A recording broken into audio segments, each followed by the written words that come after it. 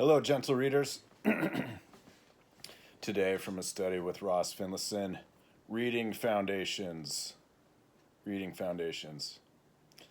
So, with the conclusion of Logos 2000, it's considered quite a good artifact, and it's considered that such a course is to arrive at the great strength of axiomless natural deduction and axiomless geometry for all the canon of our creed, as it may be, of logos, the reasoning, and this kind of stuff, that thusly that's considered a thing and done in a sense, and that it will always be that way, and that it's also a reflection on those same kinds of things, a thing, and it is a fate, and is a work, and is done, and it will always be that way. So this is kind of compelling for readers, researchers, students in foundations, because it's a singular thing. And thusly, besides, ever since antiquity, when it was accorded and afforded that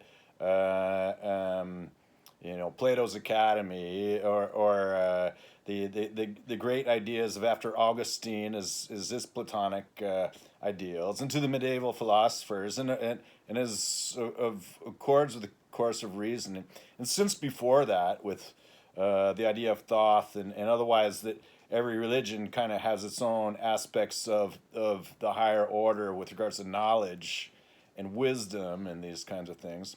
That is just usual. It's profound, yet it makes for all such manners of logos and kairos, the logic, and for the timing, matters of rhetoric, to help disambiguate the ethos and pathos, and for that Aristotle won't be made a fool, and all these other sorts of usual things that I say. In accordance that they're meaningful in that sense, and it is simple to understand these things thusly, that sort of way. It's kind of like, happiness is a warm book, or the idea that, this course now will just be reading from a bunch of these books I've collected over time, to which I kind of put a significant portion of my income, which for a while I thought might be a loss, but then I found out that it's all quite itemizable, and as almost as regards to how great a deal it is to have, besides matters of personal and professional development, the investment in books, that also something like the Postal Service gives, that the media mail is one of the best deals that there ever was with regards to getting something from point A to point B, because it's knowledge and it's learning in a box, in a book. So I'll just be going through a box of books. There's about 50 of them or so to kind of look through. And of course, if you take a look through some of these other podcasts here, you'll find that they've already been kind of dug through quite a bit. Some hundreds of works, that there's yet some 10 times as many to kind of get an idea of what they may have and what they may contain. And when they're not something like, Hegel's Wissenschafter Logic or McKeon's Aristotle or Euclid's Elements here, as Proclus gives a great introduction in before reading Euclid's Elements, the books. Or for something, this is just a book on reading and writing and thinking by Forster and Stedman. That this is kind of like a treatise for somebody who wants to explore the very issues, and that these are the issues they explore.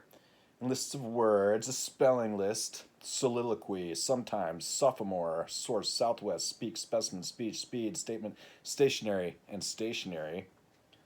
Statue, stature, statute, stopping, stop, straight, strength, strengthen, stretch, struggle, studying.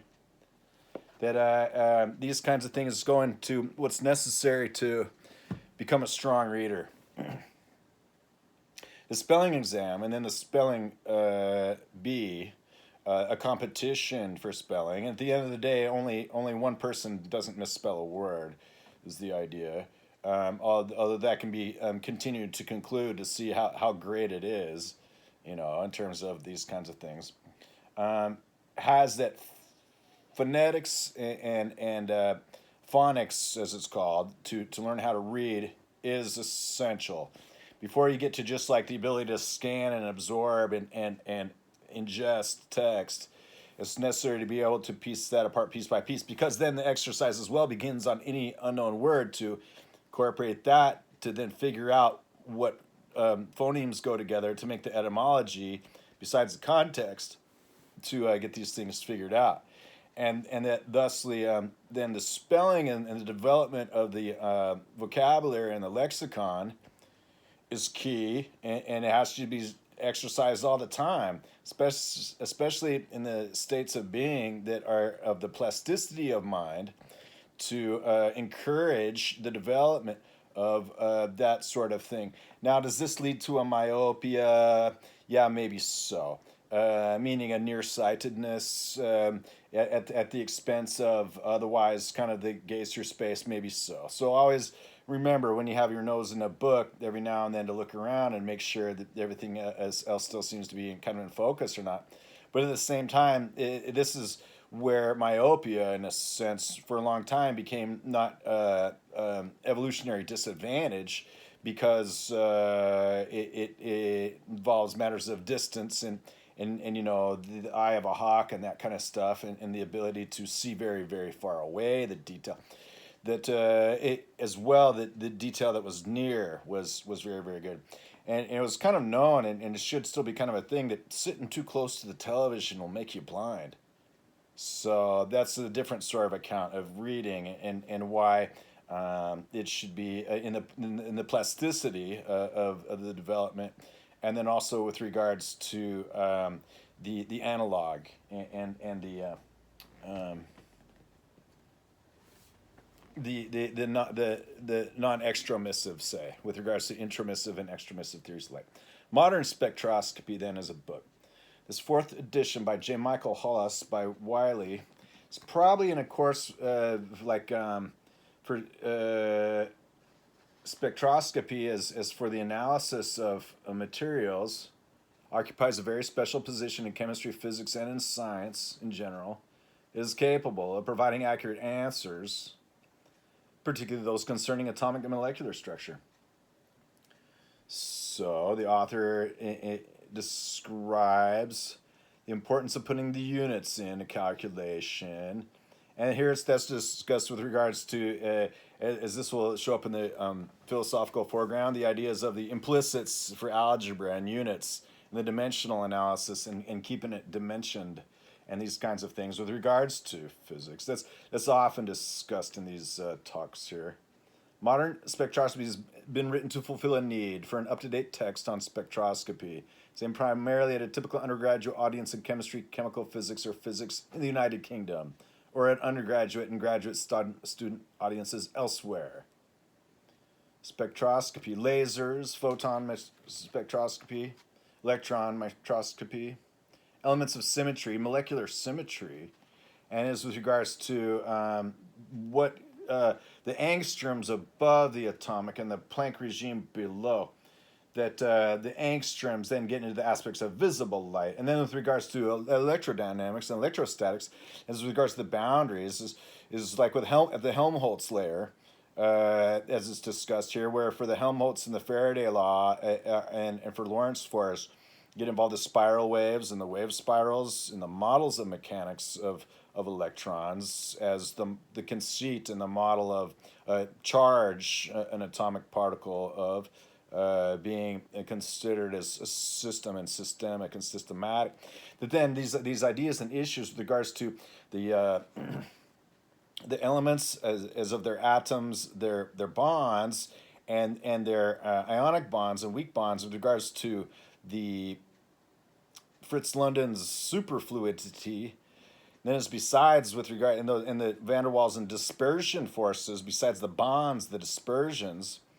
Then as well we get eventually to the covalent bonds and the most usual idea of the Tinker-Toy model of things, and things just being connected together, as by Einstein might put it, by material points as by rigid rods, forming then the otherwise the usual graphical depiction of a snapshot of the model vis-a-vis all that goes into making a model of the molecules as with regards to the atomicules and the molyons and the atomions, the ions, the bonds, and the matter, the substances.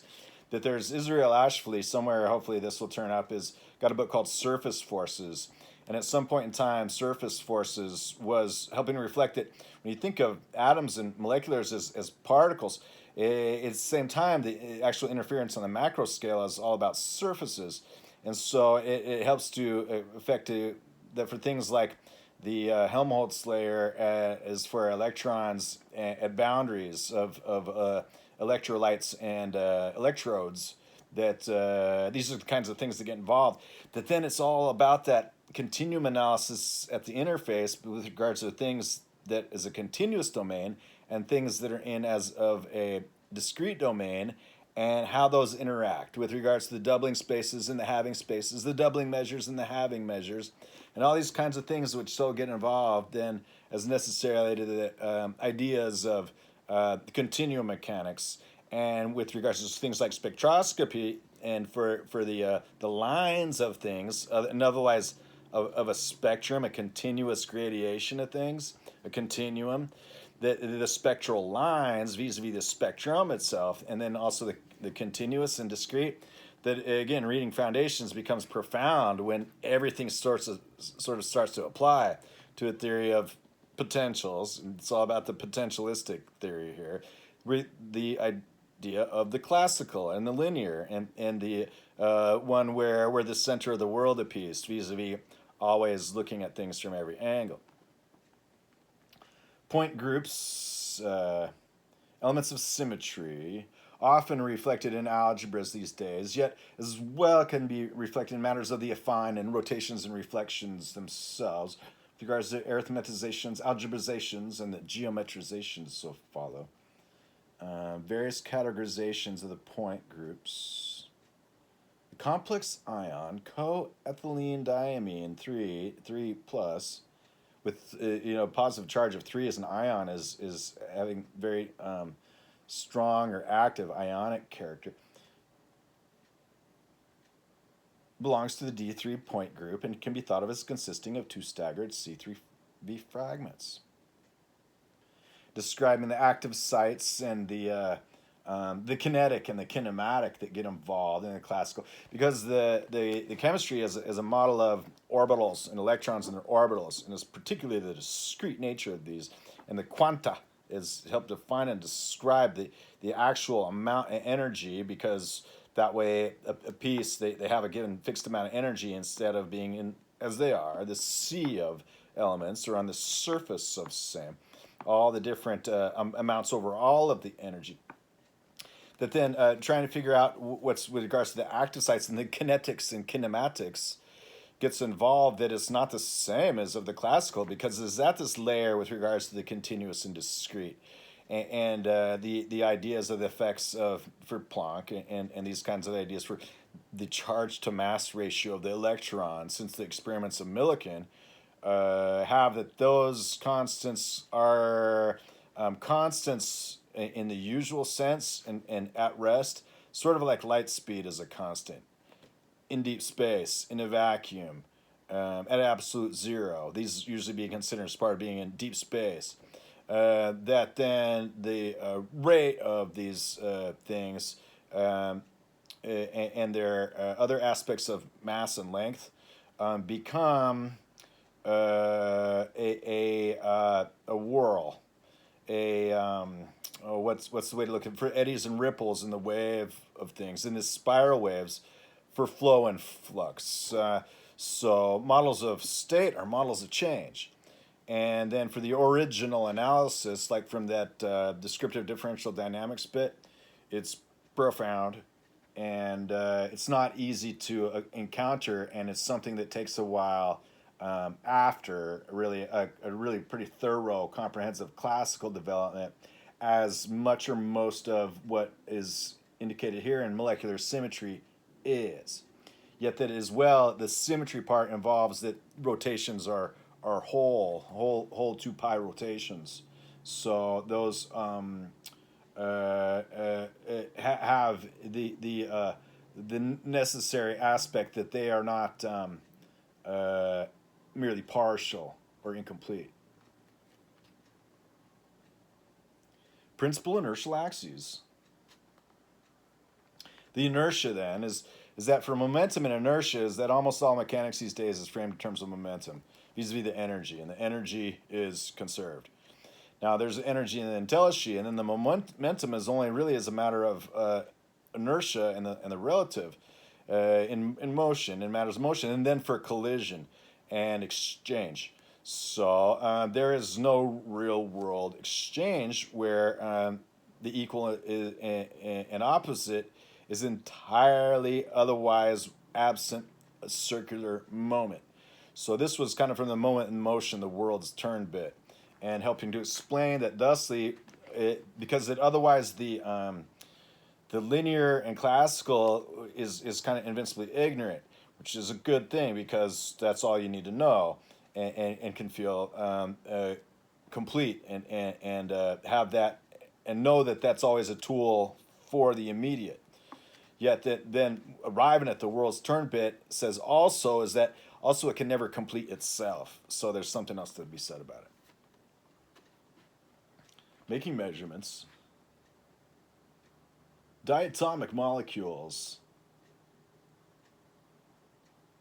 which are funny because it's like, well, do they really have electrons missing?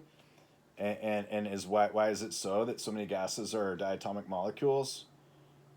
And so is that really a matter of charge, just the state of matter? And so does the thermionic begin to apply? So definitely in the conversion of these sorts of things, and these are kinds of the things.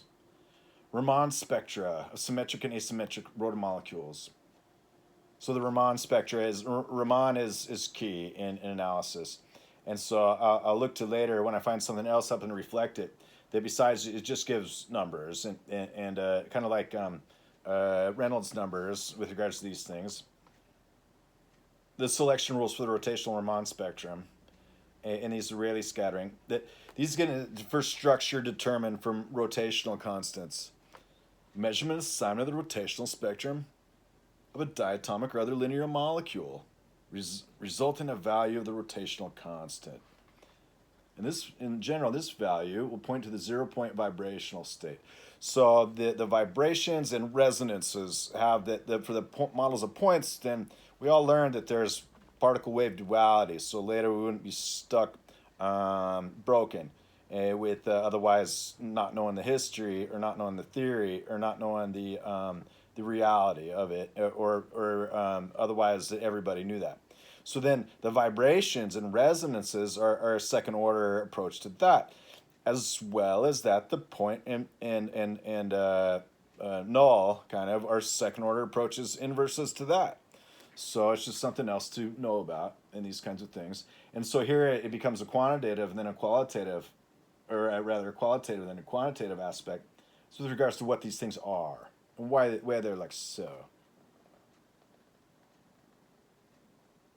Nuclear spin statistical weights.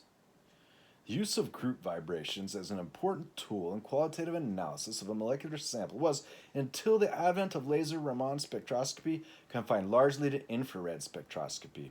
So again, as with relating the thermal and thermokinetic, and as with regards to both the laws of thermodynamics or thermokinetics, the first law with regards to 1 degree and 1 gram of water, their cubic centimeter, and then 1 degree and absolute zero in entropy, with regards to Kelvin and Helmholtz again, and then also with regards to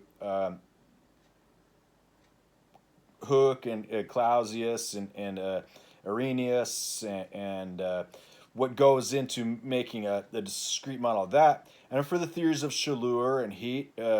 For example, from the Fourier analysis largely, and the idea is that there are different models of heat and Chaleur with regards to other ideas like the pneuma and the notion of fluids of the things, various models of these things with regards to the continuous and discrete again, helps to show that before it was figured out how lasers worked and make monochromatic light with regards to the coherency, the chromaticity of light, and the prismatic and chromatic.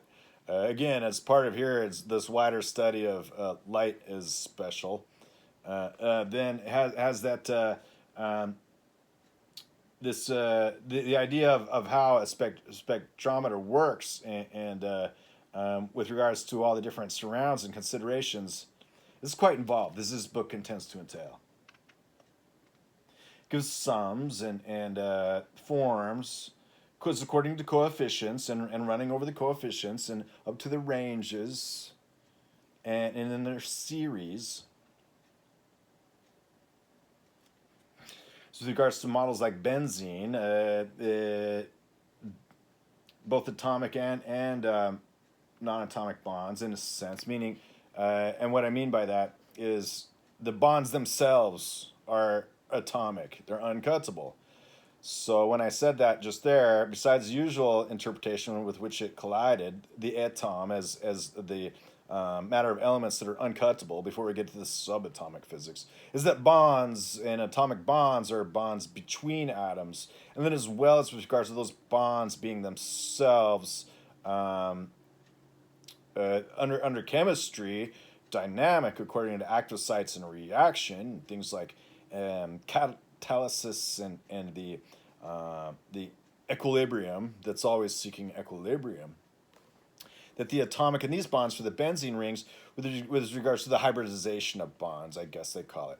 Because between members sequentially around a circle, they vibrate or they resonate, which has strength 1 and which has strength 2. So it can't really be said that it's either one of those, and according to the usual idea of discrete quantities. So it's not. And then that gets into why molecular chemistry, also called structural chemistry, is different and more than atomic chemistry, which is considered fundamental, and as for the usual standard linear curriculum, which is great, to gain at least an understanding of that first before trying to understand kind of the wider surrounds. Being that it's a little bit easier to start with that and compute that and calculate that and get an understanding and introduction to the language, that otherwise just saying that it's all just kind of one thing and the amorphous, the tools wouldn't be available otherwise. That all the tools in the standard linear curriculum all kind of have to go along together because it's kind of a half a day of instruction for years and years and years in secondary school to arrive at least one thing. And then the rest is kind of up to the individual and their opportunities. And they're volunteering their own efforts to these kinds of things. Orbitals. The orbitals are as the orbits. Here it's considered, for example, as after general relativity. Then instead of a geodesy in the world lines, that it's all orbits. It's an orbifold. The trajectifold, as the geodesy would be. It's orbifold. All orbits, thus satisfying being in a potentialistic theory, while as well everywhere showing exactly the same results, the classical, and that it's not so much the classical attains to it as it attains to the classical, is both, is the usual idea. And that it is then ultimately that what we usually think of as the classical and surrounded by all these unmet poles is instead the unmet pole itself. And so it's just a point of abstraction, and then it's why geometry is always a window and a view of the state of systems from strong mathematical Platonism, of course, and in a strong logicist positivism for a strong mathematical universe hypothesis. Electronic states. So yeah, the states as regards to configuration and state and the state vector and these kinds of things are as regards to things like scope and state, as discussed in the programming, the state of possibilities and the superposition of states, usually in the quantum mechanics outline. Because what it intends to entail is otherwise the digital or discrete nature of things would be on-off and couldn't really reflect this, how one might say, realized analog nature at all. So the superposition of states gives in effect a way to model that without confounding itself. Hooke molecular orbitals in benzene. The carbon ring.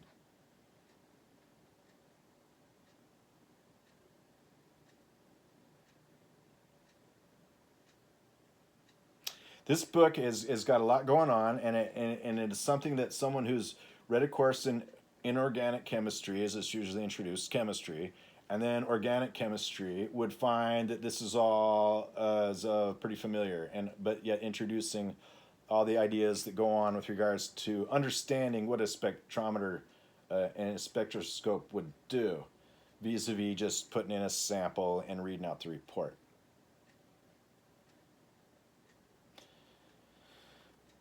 Benzene. Figure 8.12 shows the helium-1 ultraviolet photoelectron spectrum of benzene. This spectrum poses problems of interpretation which are typical for large molecules, even though it's kind of the smallest of these large molecules, which is why it's studied. And then with regards to that, and then getting up above the 2 and 3 cases, where the 1 cases are these simple ones, and 2 and 3 are large. But 3 is arbitrarily larger than 2, even though 2 is enough to make for the exponential.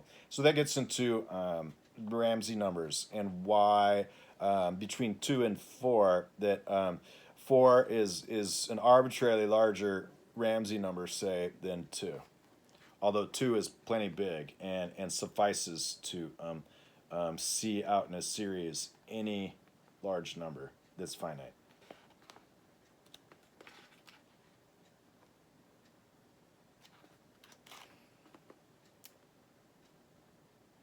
Boltzmann is one of the few physical constants, and so actually it's of a number of other ones, and it's kind of turned upside down and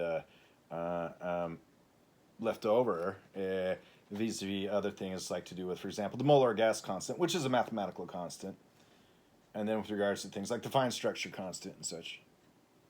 There are not many physical constants in physics, and gravity on Earth is just kind of a matter of the terrestrial setting, the local, say.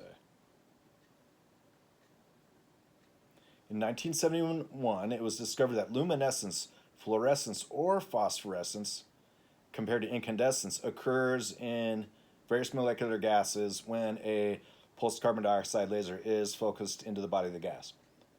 So this is blooming, sometimes it's called, in photography. Yet that's as regards to many matters of light being special again. Single dispersed fluorescence.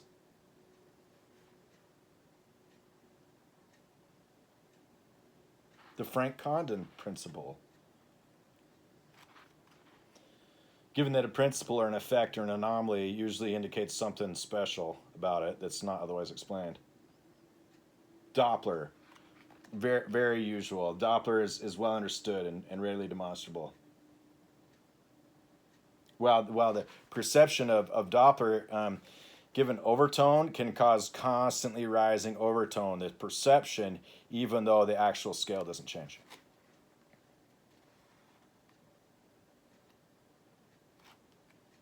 The tables,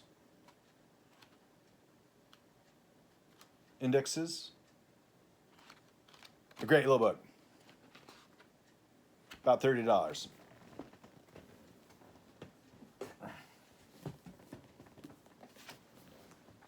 The Hermetic Millennia by John C. Wright. This would be science fiction, I imagine. It's from Tor Press. So this is the new Tor, I suppose. The author's talent for imagining the future.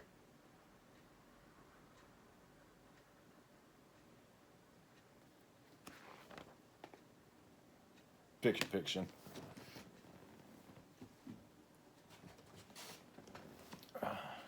Children of Time, Adrian Tchaikovsky. So this is, according to Peter F. Hamilton, this is the smartest evolutionary world building you'll ever read. I'm not sure if this is the one about the spiders, but this is a pretty good book. And it's about evolutionary, is like the next generation come up and it's like, well, what happened is like, well, they're super geniuses and they're also developing at an alarming speed. And so what happens is like, well, they took off, and they've transcended the usual terrestrial.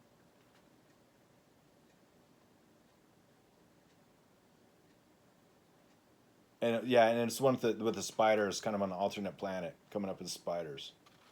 There's this one Werner Vinge or whatever, and it's like, well, what does the future, far, far, far, far, far future look like?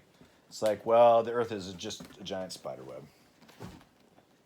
Okay, now this is getting into the more technical and specific. So the other day, somewhere, I mentioned Rindler. And so Rindler and Penrose are well-known physicists of the fundamental variety and the well-renowned sorts. So Penrose's road reality laid out a lot of stuff that would need to go into the development for something like general relativity to fulfill its perceived general applicability. So this book with Penrose and Rindler is considered of quite thorough and high-level account of these. So I haven't really looked at this for some time, and there's a few to go along with it, like road reality, and then about twistors. This is about spinors in space-time. So this would be about geometric algebra and rotations and reflections, and then that for gauge theories and stuff like that, being that, well, why do we need gauges at all when we already have a field theory and it's all geometrical? It's like, well, when you have a torsion at all in this rotational setting, it was with regards to the centrally symmetric, that the rotation induces a singular action. And so when it so does so, then for that to then resolve as to how all the flux backwards from the flow results that as it's twisting, it builds a flow, and then as it relaxes or returns to not accelerating, basically, then the flux will have relaxed that whole space with regards to the space contraction rotational, and the inner side of that sphere and the outside of that sphere, or the outside, the entire space, say. So the spinorial gets in that, and then the torsions and the twistors. So spinors and twistors, and or spinners and twistors. I'd say spinors, usually just from the way it's spelled, but it would be spinners. It is the usual way that it's coined, this word in a thing, kind of like a skyrmion or some otherwise the made up particle names, the portmanteaus and this kind of thing, vis-a-vis that out of the etymology. For example, when word roots from different etymologies clash, get put together, it's just not so unusual a thing. But the spinors and the space-time then is what this book intends to describe. So this is from Cambridge Monographs on Mathematical Physics, and I got it from a half-price book, say, at about $30. Cambridge Monographs on Mathematical Physics. General editors, Lanzoff, McCrae, Sciamma, and Weinberg. Spinors and Spacetime. Volume 1, Two-Spinor Calculus and Relativistic Fields. Penrose and Rindler. Two-Spinor Calculus and Relativistic Fields. First published in 1984, reprinted in 1986. So this is really the meat and the bulk of the development of this time with regards to the outputs of these people.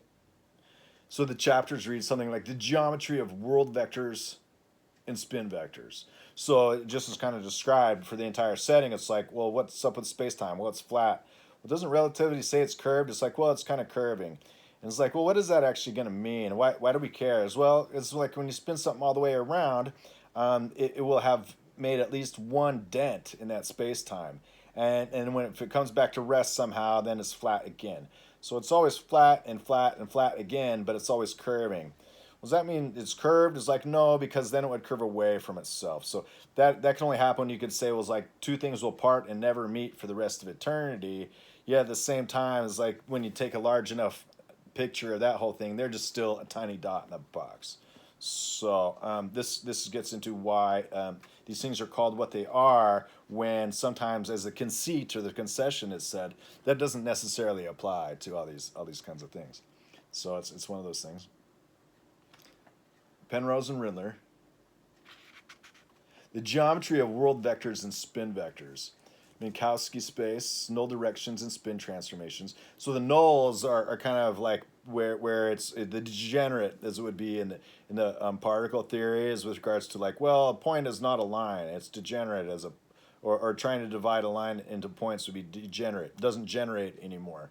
This is the kind of the idea that the nulls are like that, when really those could be seen as like the wholes, from the other side of the perspective. Lorentz transformations. There are many kinds of systems that implement satisfying Lorentz transformations. It's usually given as just one, and that's why it said that space-time is curved, but really it can be much of these other different kinds of ways. Another reason why space-time is said to be curved is just because light follows that. So here, light being special, that's discussed in some of the other episodes. Also, I consulted the AI about it and started describing my theories, which it considers and incorporates with all its well-known theories. Like, for example, it'd be familiar with the contents of material as something like the contents of this book. And then to be able to give it enough of an idea that then it has to encounter the fact that these other things that are mentioned, this being just a linear sort of development, with all its intuitionistic content, that it goes unstated, the necessary implicits for it to maintain coherency, to add that to it, all of a sudden it quite lights up its theory of the character of light as a quantity in its state. So that's kind of chapter 1. The geometry of spinor operations summarizes chapter 1. And otherwise, the Minkowski and vector space and the Lorentz transformations, and that otherwise being just vanilla general relativity. So chapter 2 is abstract indices and spinor algebra. So why would we need indices on the algebra at all? Aren't they just embodied by the things? It's like, well, they're going to shift and move. So now we have to have a lattice about them.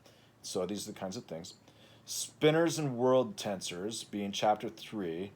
And then he gets into complex null vectors and introducing otherwise some of these ideas about establishing a basis for analyticity, even when one would otherwise be free. And so that's just kind of establishing some of the idea that I would infer from how this is developed, where someone else might just use that as a readout of sorts and say, I'm going to connect that to my analysis, including complex analysis. That somebody else is absent that or looking to get away from that, saying, from my original analysis, I'm going to be breaking that out the other side. So trying to figure out these kinds of things is just so usual that the matters of inverses demand these complementary duals, otherwise they'd be lacking. For that not to result a state of indecision paralysis, or otherwise the helter-skelter sort of vacillation in oscillation, is for this tetrad of sorts, and that's a word that'll come up a lot, a foursome of quantities or fields or forces or here properties of tendencies and propensities about the oscillative and restitutive, and with regards to the dissipative and attenuative, that then instead of considering it's just the vacillative that's like, well, where did it go? It just keeps going back and forth and getting nowhere. It's like that's all that it went through to get there. So that just helps to express why, when looking at this sort of development, it's got to try to connect to all the rest of the world's existing development, including the authors. Whereas another set of authors, or this wider, fuller set of authors, is going to look at this as just kind of a branch of a principality of a singularity theory that they're looking at as with regards to a multiplicity theory and complementary duals in all things. And then the line, the bright line. Chapter 4 is differentiation and curvature, manifolds, covariant derivative, connection independent derivatives, differentiation of spinors or spinors, differentiation of spinor components. So that gets in, well, it's a complex analysis, and they made a diagram, and now they want to get out the analytic part of that that's still there, and so what is that going to be? The curvature spinors, the spinor formulation of the Einstein-Cartan schema-Kibble theory. So it's just schema and Kibble are held up a lot.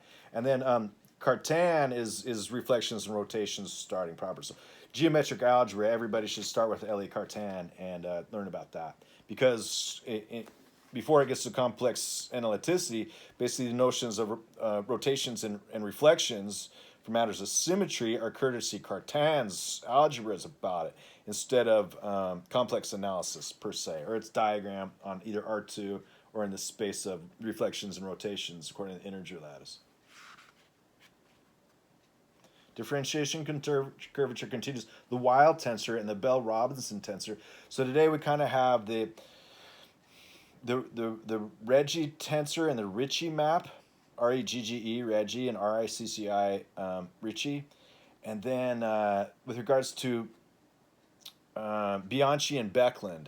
So Bianchi makes an identity, and then Beckland makes kind of a space out of it. So this is more from like, also this kind of the same time, but out of Chevening. And so if this is kind of out of England and the United States, then out of Europe, they also had those two ideas. And they're not put together exactly, the Ricci tensor and the Ricci map, or the Bianchi and Beckland, the identity in the space. But they are. And so that's just another way to talk about these things and look about these things. And they must work together because they both fulfill doing the Lorentzians in the space and this kind of stuff. Okay, spinor form of the Bianchi identity. Curvature tensor, spinors and spin coefficients, Cartan's method, spin-weighted spherical harmonics. And then chapter 5, fields in space-time, is with regards to the electromagnetic field. Einstein-Maxwell, the Reinich conditions, R-A-I-N-I-C-H.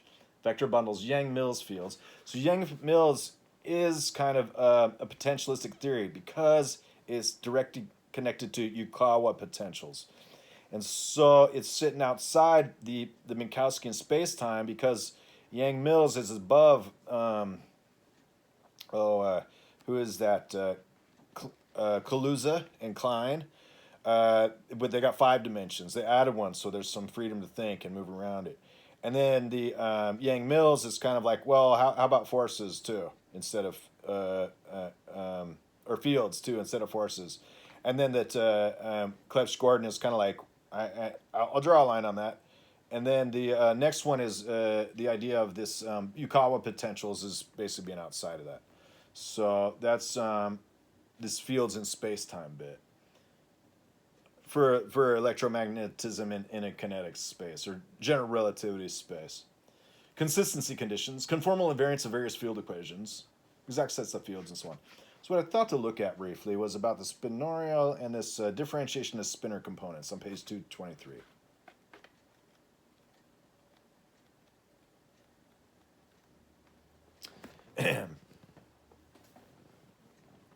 Differentiation of spinor components. An abstract frame-independent fashion, there was obtained the spinor covariant derivative. So that will indicate that it's using the Laplacian, so it's a partial already, and the covariant derivative, the operators, and their checks, and then building up these expressions that kind of grow, yet according to the indices and the notations and the conventions, that they are having these various indications of the nobla, and that being usually enough what it is the Laplace, and then marked under and these kinds of things. They've extended the nobla so it applies to the complex world vectors by defining an index, as mentioned, a kind of a diagram, a mark on the diagram connecting otherwise these not connected terms by all the relations, just their images, with regards to the ponts or the bridges, the transfer principle, the results among them, abstractly enough, yet correctly enough. That this is established in the 4.4, the definition of the derivative, as then it's just the complex analysis.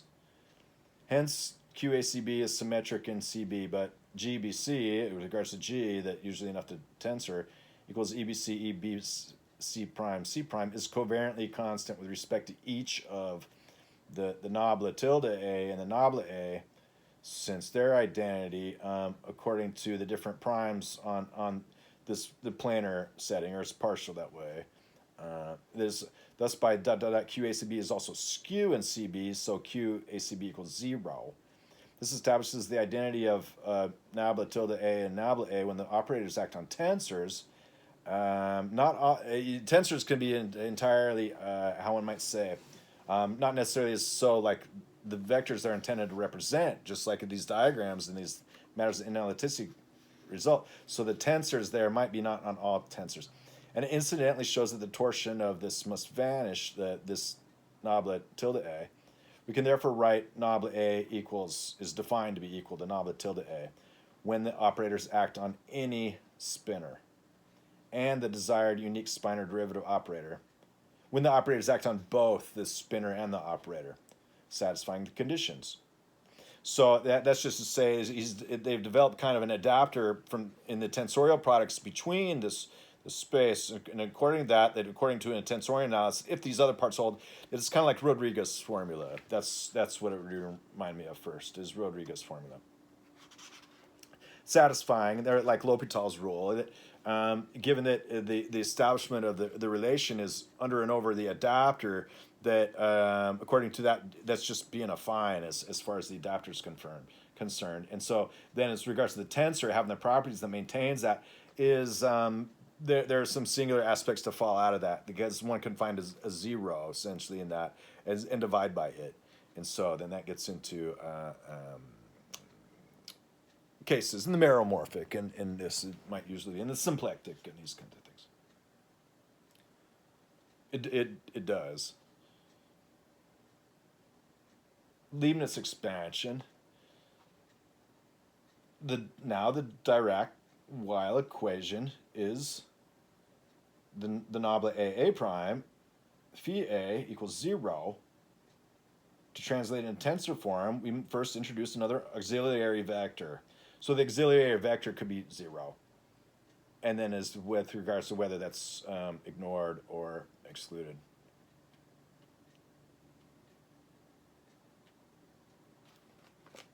I.e., they might be able to say what happens when it's going one way, but that's always going to be a positive non-zero magnitude. And so eventually any kind of system that'll go the other way is like, well, now that reflection gets involved with maintaining the convolutive setting, which you kind of need for these symmetries, submersions, and sheaves, which these are, those kinds of things.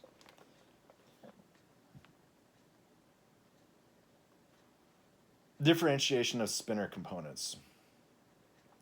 So henceforth, the resulting explicit expressions can, if desired, be used to provide an alternative proof of existence of nabla A acting on spinors with the desired properties, 4.4.7 and 4.4.20. Henceforth, except in 4.7, nabla A is always torsion-free. So it's kind of like, well, it's got no torsion. So that's just a point of contention, say.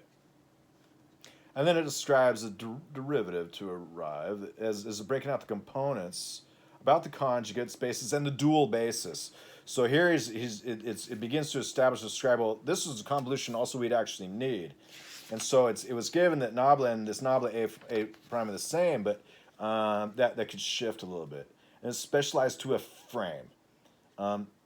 If we specialize it to a spin frame, I normalize that 0 and then this L with from A transpose as of the transpose of A equals 1, so that it's normalized, so it results that the matrix they're using has an identity aspect to it, but it's antisymmetric. Then we have the symmetry of Y or gamma A prime BC equals gamma of A prime CB, which is antisymmetric, say, since ... and then equals this difference after expansion and its negation. Remember that spinor indices may be raised or lowered without regard to preceding nabla operations. So that would be a particular indicator of what the spinor indices are and do. And then as regards to those being basically the field number formalism for these, it would seem this is like so. They have been called spin coefficients and find many applications in practical calculations. In this case, the quantities gamma A prime B C constitute 12 independent complex numbers at each point. They have been called spin coefficients and find many applications in practical calculations. Newman and Penrose, Newman and Unti, Petru, Campbell and Wainwright, Carmelli, Chandrasekhar, Kramer, Stefani, McCallum, and Hurlt. So it says Stefani, I wonder to imagine, would be the same we read from about the Lie algebras and stuff like that. And then McCallum and Chandrasekhar is recognized as about the kind of the school, at least, of the same thing. Newman and Penrose, and Nagel and Newman, and these people. So in that matter, they found some forms, and then as regards to those being for tensors and this and that, they can put those coefficients on it. And then with regards to those falling out, is that it's like, well, our tensors are just kind of like these classical tensors, but now we got these spinors sitting up on here. So when we have a torsional setting, what that's going to mean is it'll only go through if they're torsion free. But since it's not, we'll just say now these coefficients are free, and then those can be descriptive. They're descriptive in this setting. And then there, as regards to those being observables, and then they can just use to characterize things. Because we're looking for forms. The so-called intrinsic derivatives in the tetrad directions. Note that in the spin coefficient formalism, the role of the vector covariant, it's in quotes there, so it's not defined right. Covariant derivative operators played by the four scalar operators, so it's partial. Operators lambda A prime, the so-called intrinsic derivatives in the tetrad directions, for which special symbols are used as defined in 4.5.23 below.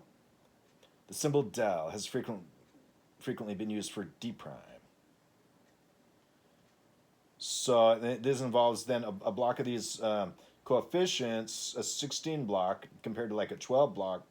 Then what would be, which one of those are left out? Doesn't really say. And then just giving a breakout of those by each of the partials into a block submatrix, and then showing that x inverse, x bar inverse cross this larger breakout block, getting into the halving of these expressions, I like de Moivre and the results of complex analysis that would hold it up. Obtained by applying the Leibniz rule, the Leibniz rule to this and that. Then now I want to study and learn about the Leibniz rule, because that's something that would be probably one of Leibniz's usual sorts of intuitive and correct sorts of ideas that gave us, for example, an integral calculus that later demand their own sorts of formalism and have their own sorts of issues. Relations to Infeld-Van der Waerden and Christoffel symbols. So that helps reflect that Infeld and Einstein are read before. So maybe Infeld is a little bit more than a ghostwriter for Einstein. Van der Waerden, and Van der Waerden is all about that group theory, and Christoffel symbols, and Christoffel is all about those symmetries. So Infeld did some work in group theory here. When we simply transform noblet A prime into noblet A, little a, using the Infeld-Van der Waerden symbols, these tensors, see also 3.1.37, then this and that. This is still in the differentiation of spinor components. Observe that we could alternatively obtain ... Finally, translating back to tensor components by using Infeld-Van der Waerden symbols, 3.1.37. So in the few minutes remaining, let me take a look to 3.1.37.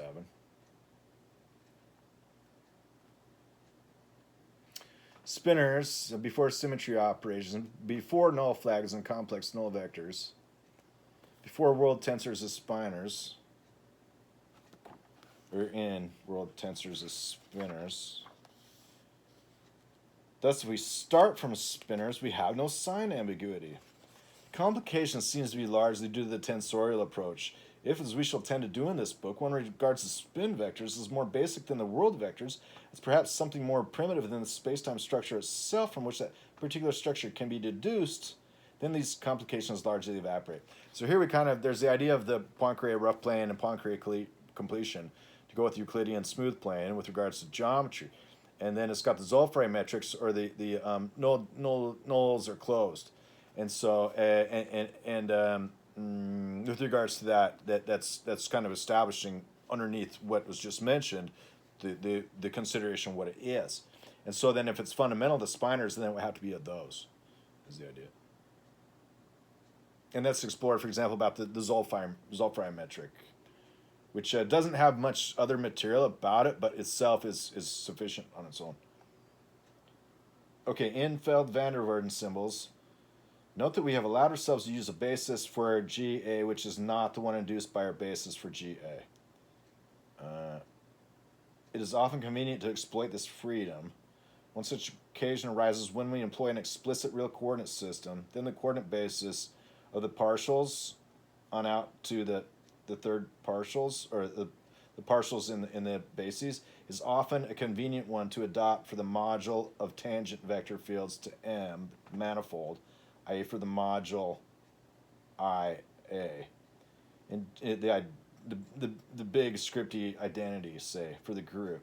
In general, such a basis will have no close relation to any basis for GA. So it is useful to allow simultaneous considerations of bases for IA or GA and for GA, which are completely unrelated to one another. So that's unfortunate because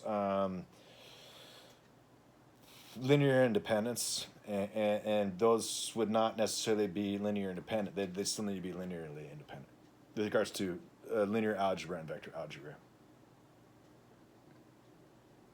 The relationship between the two sets of components is expressed by means of the Infeld-Van der Waerden symbol, is defined by these tensors with these transposes built above and below, and then coming down again too. So kind of a double negative, say. And then with regards to the possibles and the necessary, then that would kind of work out as not necessarily linearly independent. So today a brief reading from a book about spectroscopy, and then as there's a few minutes left, some reading from Penrose and Rindler. So what I wanted to mention was Quine and Russell, and Quine about the necessary, and then to introduce where he introduces the necessary, and to introduce the possibly. So necessary and necessarily, and the possible and possibly. These would be introduced then with regards to negatives and double negatives, how when those get applied, that the negatives have to get applied to the proper part of the verb, or this adverb or adjective. And also that double negatives in those do or don't introduce like a third ground, as with regards to the possible and necessary. So this basically takes one of Quine's developments and frames it by, for example, replacing the word with something else. And he'd basically find all these different cases in the alternating and resonating that they do and don't make for each other. That thusly this idea of the possible and necessary gets mentioned as for Quine. And then that's also for then the mention of Quine and Russell about Russell's isolation and significance, and in Quine's modal relevancy, that either one of those can be seen as partial. But that was already kind of addressed here.